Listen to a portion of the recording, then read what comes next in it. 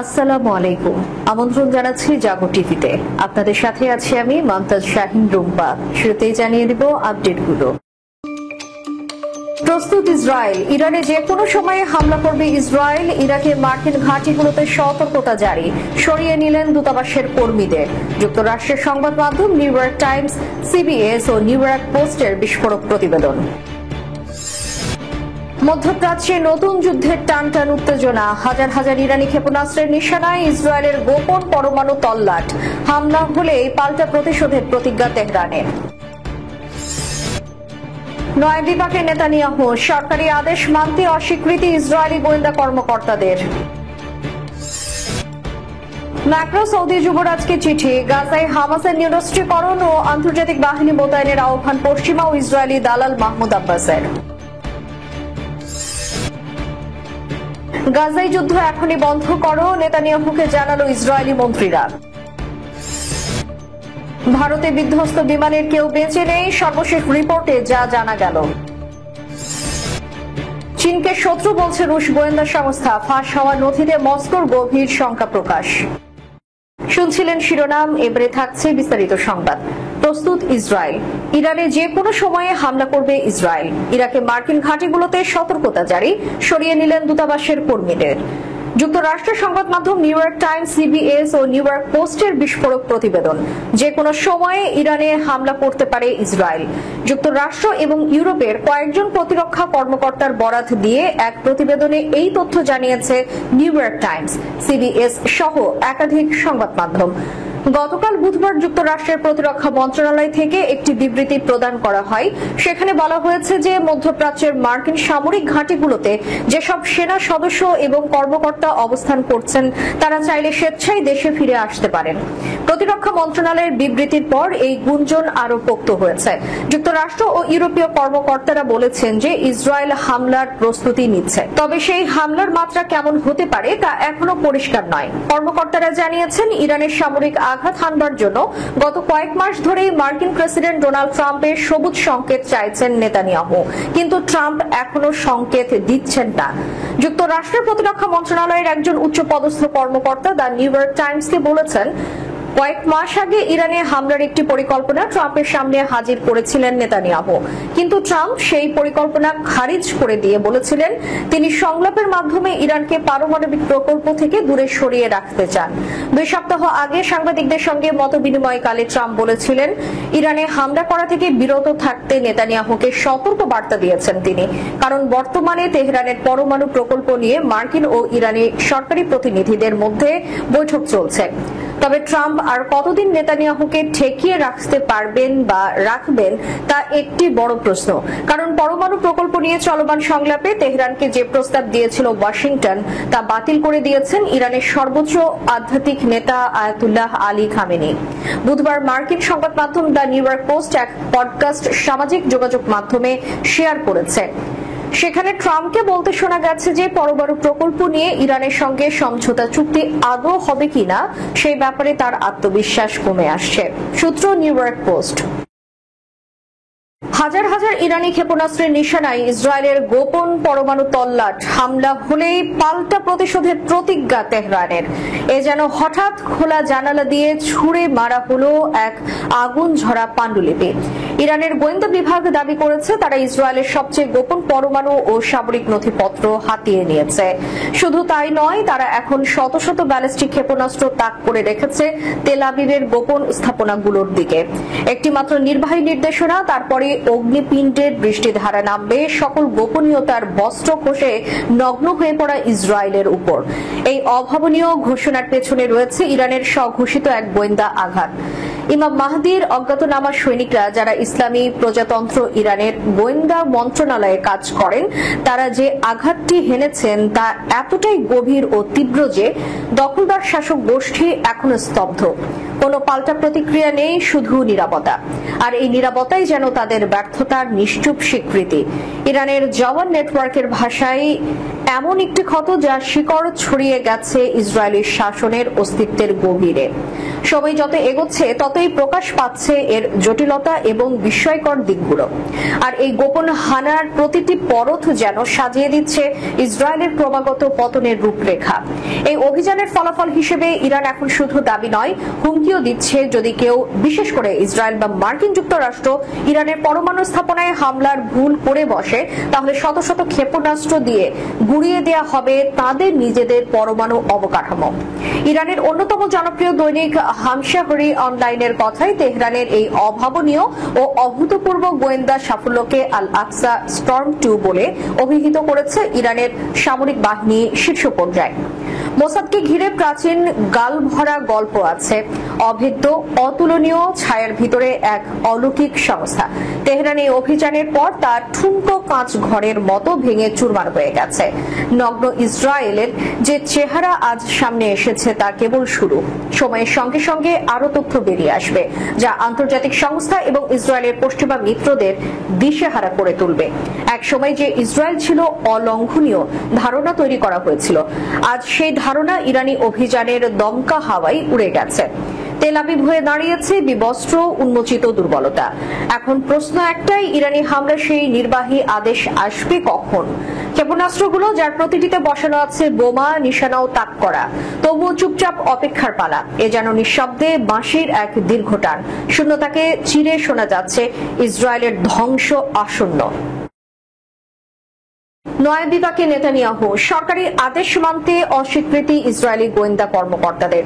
Israeli সামরিক গোয়েন্দা কর্মকর্তাদের একটি দল জানিয়েছে ইসরায়েলি সরকার স্পষ্টতই অবৈধ আদেশ জারি করছে, যা মানা উচিত নয়। তারা আর গাজায় যুদ্ধ অভিযানে অংশগ্রহণ করবেন না বলে জানিয়েছেন।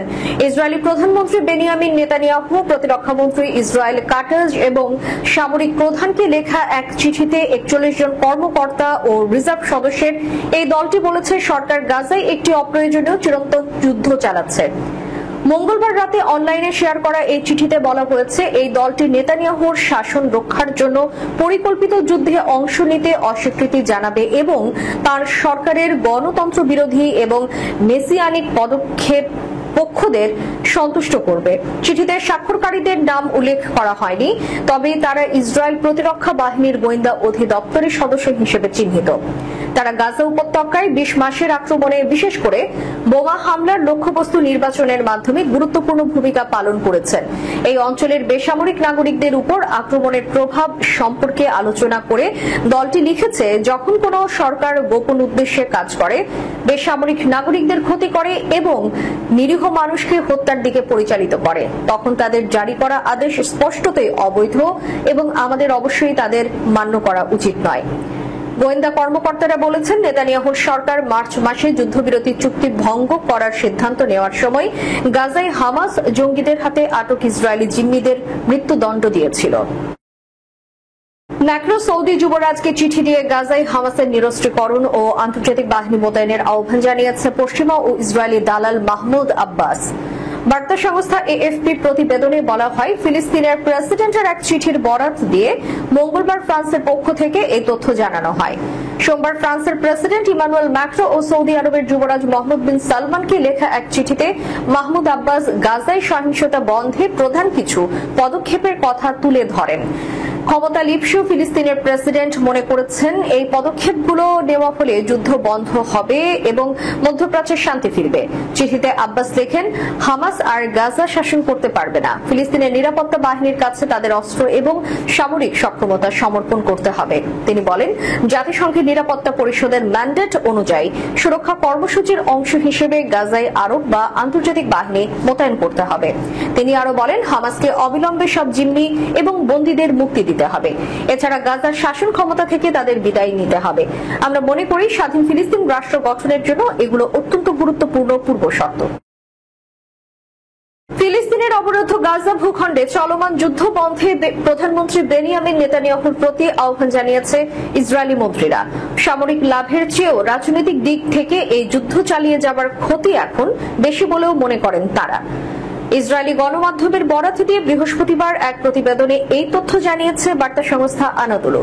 বার্তা সংস্থাটি বলছে, গাজায় চলমান যুদ্ধ এখনই বন্ধ করা উচিত বলে ইসরায়েলি সরকারের কয়েকজন জ্যেষ্ঠ মন্ত্রী প্রধানমন্ত্রী বেনিয়ামিন নেতানিয়াহুকে জানিয়ে দিয়েছেন।